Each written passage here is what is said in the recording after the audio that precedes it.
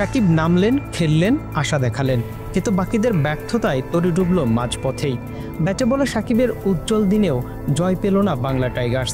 টানা দ্বিতীয় ম্যাচে হার সঙ্গী হলো টাইগার্সদের। নিউ ইয়র্ক স্ট্রাইকার্সের বিপক্ষে টসে হেরে ব্যাট করতে নেমে হতাশ করেছে বাংলা টাইগার্সের ব্যাটাররা। 2 অঙ্কের ঘরে পৌঁছাতে পেরেছে মাত্র 2 জন ব্যাটার। বাকিদের ব্যর্থতার গল্পে নিঃসঙ্গ সেপাই ছিলেন সাকিব আল হাসান। ব্যাট হাতে দলের দ্বিতীয় সফল ব্যাটার তিনি। 158 স্ট্রাইক রেটে 12 বল থেকে করেছেন 19 রান, সমান একটি করে 4 আর ছক্কা মেরেছেন বাঁহাতি এই অলরাউন্ডার। তার চেয়ে বেশি 22 রান করেছেন কেবল দাসুন সানাকা। ব্যাটের চেয়ে বল হাতে আরও ভয়ঙ্কর ছিলেন সাকিব।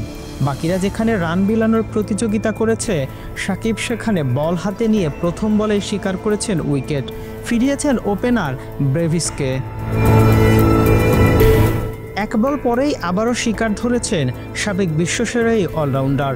আসিফ আলীকে ফিরিয়েছেন এলবিডব্লিউ এর ফাঁদে ফেলে। প্রথম ওভারে 2 শিকারে খরচ করেছেন মোটে 1 রান। পরের ওভার করতে আসেন লিয়াম লিভিংস্টোন।